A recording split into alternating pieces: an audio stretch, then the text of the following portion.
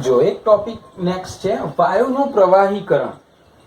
એટલે હવે વાયુમાંથી કેવી રીતે પ્રવાહી બને?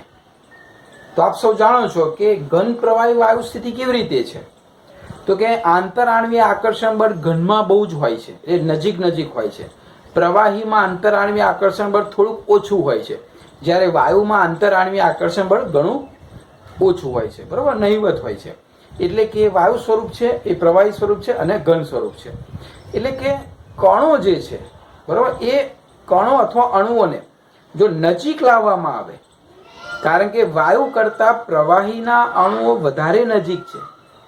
કોના કરતા? વાયુ કરતા. અને ઘનના પ્રવાહી કરતા વધારે નજીક છે. એટલે અવસ્થા બદલાવી હોય તો બે પરિબળ મહત્વના છે, એક દબાણ અને એક તાપમાન. બરોબર, આપણે અત્યારે વાયુની વાત કરીએ કે વાયુનું પ્રવાહીકરણમાં રૂપાંતર કરવું હોય તો દબાણ વધારતા જઈએ, એટલે કે દબાણ વધારતા જઈએ. પણ ખાલી દબાણ આપીને સંકોચન કરવાથી વાયુમાં રૂપાંતર નહીં થાય, કારણ કે ઉષ્મીય ઉર્જા નડશે. આપણે શીખી ગયા છે એ ઉષ્મીય ઉર્જા જ્યાં સુધી ધીમી નહીં થાય, કારણ કે જે તે તાપમાન ઉપર આધાર રાખે. માત્ર તાપમાન એનું એ રહે અને તમે સંકોચન કરો તો એ ક્યારેય પ્રવાહીમાં રૂપાંતર નહીં થાય, જ્યાં સુધી એની ગતિ ધીમી નહીં થાય. અને ગતિ ધીમી થશે ત્યારે એકબીજાની નજીક આવશે અને આકર્ષણ બળથી જોડાશે અને પ્રવાહીમાં રૂપાંતર પામશે. એટલે કે દબાણ વધારતા અને તાપમાન ઘટાડતા બે ક્રિયા કરવી પડશે. દબાણ વધારવું પડશે, તાપમાન ઘટાડવું પડશે, તો વાયુમાંથી શું બનશે? પ્રવાહી. અને આ પ્રક્રિયાને કહેવાય પ્રવાહીકરણ. વાયુમાંથી પ્રવાહી બનાવે એને કહેવાય પ્રવાહીકરણ. હવે તમને શું લાગે છે કે આ બંનેમાંથી અગત્યનું પરિબળ કયું છે? દબાણ વધારવું કે તાપમાન વધારવું? દબાણ વધારવું કે તાપમાન ઘટાડવું? બેમાંથી કયું પરિબળ અગત્યનું છે? તો તાપમાન અગત્યનું છે. કેમ એ સમજીએ કે તાપમાનની અસર વિશેષ છે.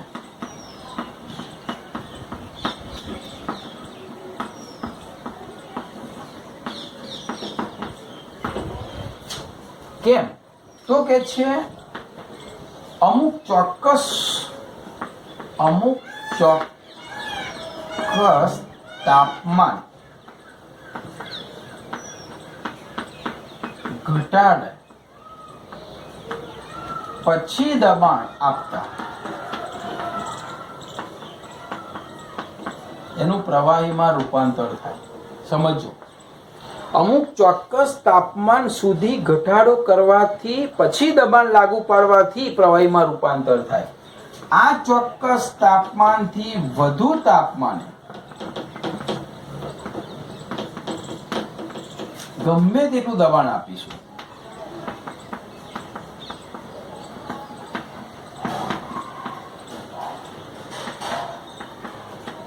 એનું પ્રવાહીમાં રૂપાંતર થતું નથી. બરોબર, એટલા માટે તાપમાન અસર મહત્વની છે. ફરીથી, કોઈ ચોક્કસ તાપમાન સુધી ઘટાડવું પડશે તાપમાન, અને પછી યોગ્ય દબાણ આપશો તો એ વાયુ પ્રવાહીમાં રૂપાંતર પામશે. પરંતુ જો આ ચોક્કસ તાપમાનથી વધારે તાપમાન હશે તો ગમે તેટલું દબાણ આપશો ને તમે તો પણ એ પ્રવાહીમાં રૂપાંતર પામશે નહીં. અગત્યનું પરિબળ કયું થયું? તાપમાન. તાપમાનની અસર વિશેષ છે. તો આ જે તાપમાનની વાત કરી છે, બરોબર, કે જે તાપમાને વાયુ, જે તાપમાન અધિકતમ તાપમાન, બરોબર, આપણે એ શબ્દ પણ વાપરીશું, પછી એનાથી નીચા તાપમાન કોઈ પણ ચાલે, પણ એક મેક્સિમમ લેવલનું જે તાપમાન છે, એટલે પ્રોપરલી વ્યાખ્યા લખવી હોય તો આપણે આવી રીતે લખી શકાય, જે અધિકતમ તાપમાને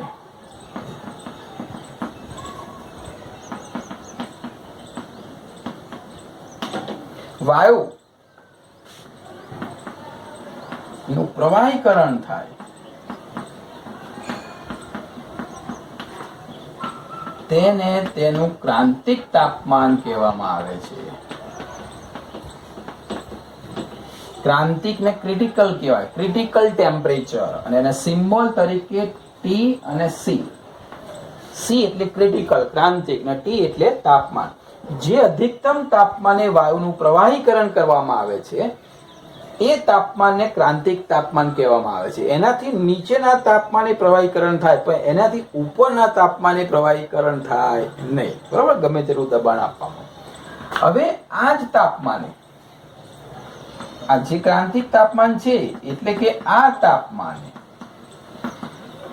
વાયુ ઉપર દબાણ તો લાગુ પાડવું પડશે, તો જે દબાણ આપવું પડે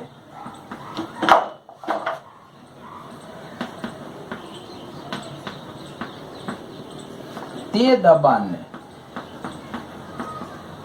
ક્રાંતિક દબાણ કહેવાય, એટલે કે પીસી ક્રિટિકલ પ્રેશર. અને આ તાપમાને અને આ દબાણે, બરાબર, એટલે કે ટીસી અને પીસી, ટીસી અને પીસી એક મોલ વાયુ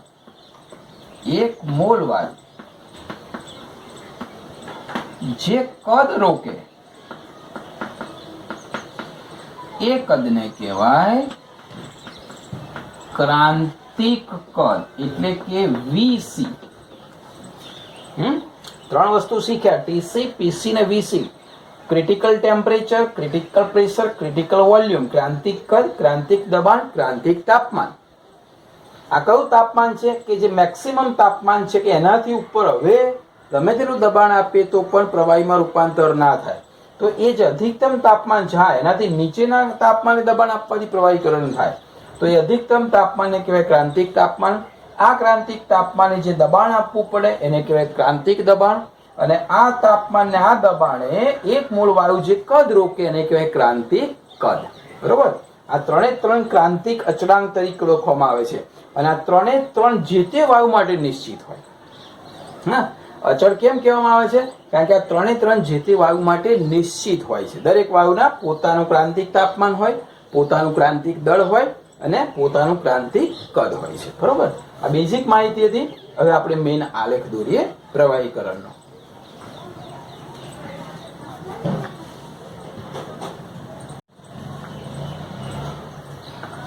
જો એન્ડ્રુઝ નામના વૈજ્ઞાનિકે કાર્બન ડાયોક્સાઇડ વાયુ એક પાત્રમાં લીધો અને એના ઉપર 3 અલગ અલગ પરિબળો એટલે તાપમાન, દબાણ અને કદ એકબીજા સાથે શું સંબંધ ધરાવે છે એને ઘણા બધા પ્રયોગ કર્યા.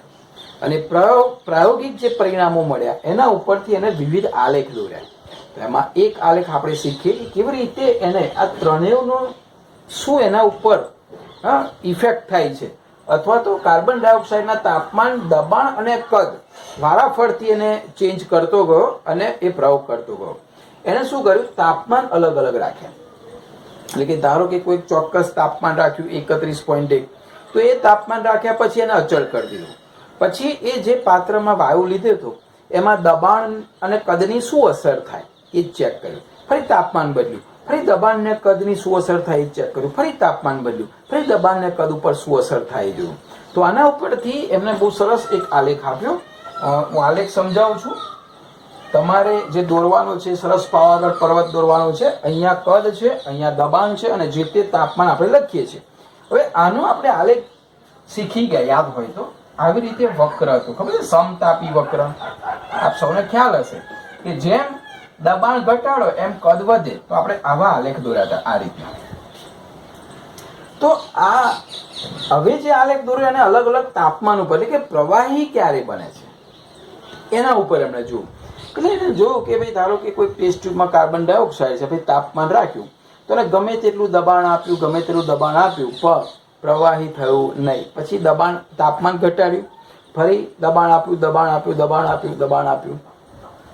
તો પ્રવાહી ના થયું. ફરી એને તાપમાન ઘટાડ્યું, ફરી દબાણ આપ્યું તો કેટલાક દબાણે પાછું થોડુંક પ્રવાહીકરણ થયું. ફરી પાછું તાપમાન ઘટાડ્યું, ફરી દબાણ આપ્યું તો પ્રવાહીકરણ થાય છે કે નહીં એને ચેક કર્યું. બરોબર, તો ગ્રાફ તમારે અહીંયાથી એને આવી રીતે તમારે એક ગ્રાફ દોરવાનો છે. બરોબર, થોડોક ત્રાસો દોરવાનો છે. આ બાજુથી આ રીતનો તમે ગ્રાફ દોરી શકો. અહીંયા આ જગ્યાએ એક સીધી લાઈન તમે ખેંચશો, અહીંયા એક સીધી લાઈન ખેંચશો, આ રીતે તમે એક લાઈન ખેંચશો. હવે એને જોયું ગ્રાફની અંદર, તો આ જગ્યાએ પહેલા હું ગ્રાફ સમજાવી દઉં, પહેલા આપણે કમ્પ્લીટ દોરી દઈએ. બરોબર, તો તમે આવી રીતે દોરશો. પછી અહીંયા સ્લેબ બનાવશો, એક સ્લેબ અહીંયા બનાવશો, એક સ્લેબ અહીંયા બનાવશો, એક આ પોઈન્ટ ઉપર, ત્યાર પછી અહીંયાથી સીધી લાઈન ખેંચશો, પછી એક લાઈન અહીંયા ખેંચશો સીધી આ જગ્યાએ, બરાબર. પછી આ જગ્યાએ એક લાઈન અહીંયા ખેંચશો, એક લાઈન અહીંયા ખેંચશો, આ બિંદુ આપશો, બરાબર. એટલે આ બિંદુથી તમે અહીંયા એક લાઈન દોરશો. એટલે આપણે ગ્રાફ દોરતા શીખીએ, બહુ ઇમ્પોર્ટન્ટ છે. 2-3 માર્ક્સનો ખાલી ગ્રાફ પૂછાય છે. ચલો, ત્યાર પછી આ જે બિંદુ છે તેથી તમે આ રીતે અહીંયા લેશો, બરાબર. સોરી, સીધી લાઈન આવી રીતે લેશો અને અહીંયાથી પાછો આ બિંદુ ઉપર લેશો. એવી રીતે અહીંયા ઉપર આ છેક સુધી લેશો. એક અહીંયા બિંદુ મળશે, એક અહીંયા મળશે, બરાબર. એક બિંદુ અહીંયા મળશે. હવે એનાથી ઉપર થોડી આગળ એક લાઈન આવી રીતે ખેંચશો, પછી બીજી એક લાઈન આવી રીતે ખેંચશો. આ સાદા ગ્રાફ છે, બરાબર. હવે એકચ્યુઅલી એ જ વક્ર છે, જો, પણ વક્રની ડિઝાઇન બદલાય છે. આ વક્ર જ છે, કયા? સમતાપી વક્ર, પણ એક આવી ડિઝાઇન આવે છે, બરાબર. તો આ જે આવે છે એ આ સામાન્ય આપણો ગ્રાફ હતો. હવે દરેકના ટેમ્પરેચર અને બિંદુ પણ લખીએ, બરાબર. હવે બિંદુમાં થોડો ઘણો ફેરફાર થાય, ટેન્શન લેવાની જરૂર નથી. અને એ બિંદુ આપીશું નામ, બરાબર, અને બી બિંદુ નામ આપીશું. ચલો, ત્યાર પછી આને બિંદુ સી નામ આપીશું, આને આપણે એક્સ નામ આપીએ, અને વાય નામ આપીએ, અને ઝેડ નામ આપીએ, બરાબર. પછી ઉપર જે છે એને આપણે અહીંયા જી નામ આપીશું, અહીંયા એચ નામ આપીશું, ABC. પછી આ જે ગ્રાફ છે મેઇન, આ લાઈન દોરી એને આપણે ડબલ્યુ કહીશું તો પણ ચાલશે, બરાબર. ચલો, હવે સેલ ઉપર લખીએ. આ જે લાઈન છે એ ડબલ્યુ લાઈન છે એવું માની લઈએ. હવે આ જે ઉપરનું બિંદુ છે એને આપણે ઈ બિંદુ નામ આપીશું. ચલો, ત્યાર પછી આને આપણે ઈ બિંદુ વાળું જે છે એને એફ નામ આપીશું, બરાબર. એ બિંદુને ઉપર આપીશું સોરી નામ, બરાબર. એટલે આ એક્સ નામ થયું એટલે XYZ ABC અને EFG આવી જશે. એટલે આવી રીતે નામ આપીશું. હા, હવે ટેમ્પરેચર જોઈ લઈએ આપણે, કોને કેટલા ટેમ્પરેચર છે. આ જે ગ્રાફ છે પછી હું સમજાવું છું ડિટેલમાં, બરાબર. તો આ ટેમ્પરેચર છે 13.1 ડિગ્રી સેલ્સિયસ. આ ટેમ્પરેચર છે 21.5 ડિગ્રી સેલ્સિયસ. ઉપરનું જે ટેમ્પરેચર છે એ 30.98 છે. આ જે ટેમ્પરેચર છે એ 30.98 ડિગ્રી સેલ્સિયસ છે, બરાબર. આ છે ઉપર એ 31.1 ડિગ્રી સેલ્સિયસ છે, અને ઉપરનું તમે લઈ શકો 50 ડિગ્રી સેલ્સિયસ. આ જે રેખાઓ છે કયા કયા તાપમાને છે એ બતાવેલું છે.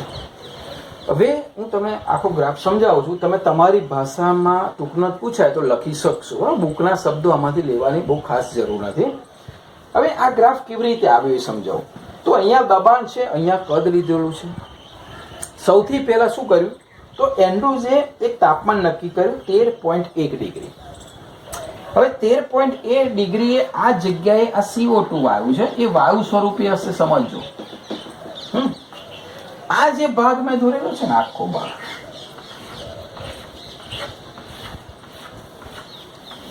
એ પ્રવાહી છે. પ્રવાહી સ્વરૂપ થાય ત્યારનો ભાગ છે. હવે જુઓ, અહીંયાથી આ જગ્યાએ આપણે ઊભા છીએ, પોઈન્ટ છે, ત્યાં CO2 વાયુ સ્વરૂપે છે. હું દબાણને શું કરું છું? વધારું છું. હવે અહીંથી હું દબાણ વધારું એટલે ગ્રાફ ઉપર જાય તો કદ ઘટે, બોયલનો નિયમ. હું દબાણ વધારું છું, આમ જો ત્રાંસુ જાય છે ઉપર તો કદ ઘટે છે, કદ ઘટે છે, કદ ઘટે. વાય બિંદુએ આવે છે. હવે 13.1 ડિગ્રી સેલ્સિયસ તાપમાન છે, વાય બિંદુએ આવે છે એટલે દબાણ ખાસું એવું મેં વધારેલું છે. કદ અહીંયા ઘટી ગયું. અહીંયાથી પ્રવાહીકરણ બનવાનું શરૂ થાય. પહેલો CO2 અને બીજા CO2 સાથે પ્રવાહીકરણ કરીને અહીંયા કાર્બન ડાયોક્સાઇડ વાયુનું શામાં રૂપાંતર થાય? વાયુનું પ્રવાહીમાં રૂપાંતર થાય. હવે દબાણ કોન્સ્ટન્ટ થઈ જશે, સમજો. હું ગમે તેટલું દબાણ વધારું છું, ગમે તેટલું દબાણ વધારું, કદ ઘટે છે પણ દબાણ વધતું નથી. તે વધારાનું દબાણ ક્યાં જતું રહે છે? પેલાને પ્રવાહીકરણમાં રૂપાંતર કરવા જતું રહે છે. આ જગ્યાએ બાષ્પ સ્ટાર્ટ થશે. આ પ્રવાહી જે છે એટલે CO2 ની શું શરૂ થશે? બાષ્પ. પ્રવાહીની બાષ્પ હોય ને તો એ કાર્બન ડાયોક્સાઇડની બાષ્પ દબાણ શરૂ થશે અને ફિક્સ થઈ જશે. બાષ્પ દબાણ ફિક્સ થઈ જશે એટલે એ દબાણ અચળ રહેશે પણ ઓટોમેટિક કદ ઘટશે. દબાણ અચળ કેમ કદ ઘટશે? કારણ કે વાયુનું કદ વધારે હોય તો વાયુમાંથી પ્રવાહી બને ત્યારે કદ શું થાય? ઘટે. એટલે કદ ઘટશે ઘટશે ઘટશે. આ જગ્યાએ બધું જ વાયુ શામાં રૂપાંતર થઈ જશે? પ્રવાહીમાં. હવે હું દબાણ વધારું છું, દબાણ વધારું છું, દબાણ વધારું છું. જો કેટલું બધું બહુ નહિવત એટલો બધો ઢાળ થઈ જાય છે, અહીંયા ઢોળાવ થઈ જાય છે. અહીંયા જો થોડુંક જ દબાણ વધાર્યું, કેટલો બધો ગ્રાફ આવ્યો. અહીંયા મેં એટલું બધું દબાણ વધાર્યું, એટલું બધું દબાણ વધાર્યું, પરંતુ આ ગ્રાફ કદ બહુ ઘટાડતો નથી. કેમ? તો કે ભાઈ અહીંયા તો વાયુ હતો એટલે દબાણની અસર થાય, સંકોચાય. હવે તો પ્રવાહી બની ગયો, હવે એની પર દબાણની અસર ક્યાંથી થવાની? પ્રવાહી પર દબાણની અસર બહુ નહિવત થાય. ઘણું બધું દબાણ વધાર્યું પણ માર થોડું કદ ઘટ્યું. કેમ? પ્રવાહી બની ગયું એટલે. ચલો હવે પછી શું કર્યું? આ એક ગ્રાફ આવ્યો, સમતાપી વક્ર. હવે એને અહીંયા એ બિંદુએ રાખ્યો. તે વખત તાપમાન એને રાખ્યું 21.5 ડિગ્રી. સમજો, હવે 21.5 ડિગ્રી રાખી, આના કરતા તાપમાન વધ્યું. ફરી પ્રયોગ સ્ટાર્ટ કર્યો તો તે વખતે તાપમાન વધારે હતું, બરોબર? એટલે દબાણ ને કદ વધારે જ હોય. એટલે બિંદુ અહીંયા હતું, CO2 વાયુ આ જગ્યા હતું. ફરી દબાણ વધારતા દબાણ એટલે કદ ઘટ્યું, દબાણ વધાર્યું, કદ ઘટ્યું, દબાણ વધાર્યું, કદ ઘટ્યું. બી બિંદુએ પ્રવાહીકરણ સ્ટાર્ટ થયું. જો આના કરતા અંતર થોડું તમે જોઈ લો, અહીંયા ઘણું દબાણ આપવું પડ્યું. કેમ? કારણ કે તાપમાન વધ્યું હતું. એટલે આ જગ્યાએ સ્ટાર્ટ થયું.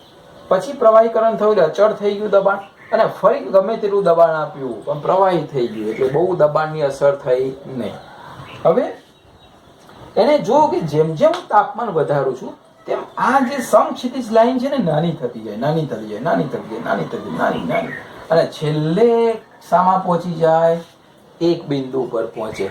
એમ કરતા કરતા એને તાપમાન લીધું 30.98 ડિગ્રી સેલ્સિયસ. તે વખતે અહીંયા આ જગ્યાએ કાર્બન ડાયોક્સાઇડ વાયુ હતો. કદ અને દબાણ આ જગ્યાએ. ફરી મેં દબાણ વધાર્યું, દબાણ વધાર્યું, દબાણ વધાર્યું, કદ ઘટ્યું, કદ ઘટ્યું, દબાણ વધાર્યું, કદ ઘટ્યું. આ જગ્યાએ પ્રવાહીકરણ થયું. આ જગ્યાએ. હવે આ ગ્રાફ ઉપર ગયો, પછી બહુ અસર ના થઈ. હવે બોલો, બહુ નહીં, જો 30.98 મેં ખાલી 31.1 ડિગ્રી કરી દીધું. સમજો, હવે ગ્રાફ શું બતાવે છે કે વાયુ અહીંયા હતો, મેં ગમે તેટલું દબાણ વધાર્યું, ગમે તેટલું દબાણ વધાર્યું, ગમે તેટલું દબાણ વધાર્યું, ક્યાંય પ્રવાહીકરણ થયું નહીં. 50 ડિગ્રી તાપમાન રાખ્યું, ગમે તેટલું દબાણ વધાર્યું, કદ ઘટ્યું, દબાણ વધાર્યું, કદ ઘટ્યું, દબાણ વધાર્યું, બરાબર, પરંતુ ક્યાંય પ્રવાહીકરણ થયું નહીં. તો પ્રવાહીકરણ તો આ બિંદુ સુધી જ થયું. એટલે કે આ બિંદુ અને એના નીચેના બિંદુ પર પ્રવાહીકરણ થાય. આ બિંદુથી ઉપર કોઈ પણ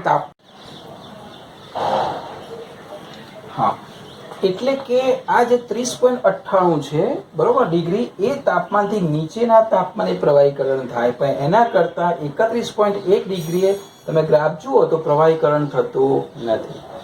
50 ડિગ્રી કરો તો પણ ગમે તેટલું દબાણ વધારો તો પણ પ્રવાહીકરણ થતું નથી. તો આ જે તાપમાન છે, અધિકતમ તાપમાન, જેનાથી ઉપરના તાપમાને પ્રવાહીકરણ થતું નથી, પરંતુ એનાથી નીચેના તાપમાને પ્રવાહીકરણ શરૂ થાય. આ બિંદુથી પ્રવાહીકરણ શરૂ થાય. એને શું કહેવાય? TC, ક્રાંતિક તાપમાન.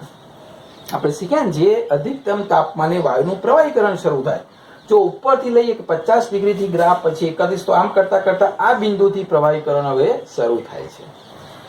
આ એ બિંદુ જે છે, જેને આપણે ક્રાંતિક તાપમાન કહીએ છીએ, તો એ બિંદુએ કેટલું દબાણ લાગવું પડે? તો એ દબાણને PC કહેવાય. PC એટલે કે ક્રાંતિક દબાણ, જે 73 બાર જેટલું હોય છે. કાર્બન ડાયોક્સાઇડ માટે, દરેક વાયુ માટે જુદું જુદું હોય છે.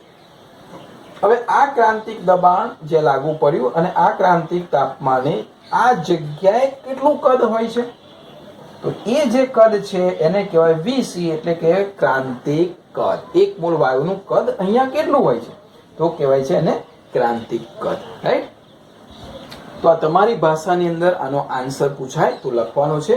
ગ્રાફ સરસ આખા પેજની અંદર આવે એવી રીતે દોરવાનો છે, અને મેં તમને સમજાવ્યું એ પ્રમાણે મુદ્દાથી તમે લખી શકશો. આમાં બુકના મુદ્દા લખવા જરૂરી નથી, બરોબર? હવે આના ઉપરથી આપણે ક્રાંતિક તાપમાન અલગ અલગ વાયુ માટે કેવી રીતે હોય અને કયા ક્રાંતિક તાપમાન હોય તો કોનું પ્રવાહીકરણ ઝડપથી થાય એ આપણે હવે જોઈએ.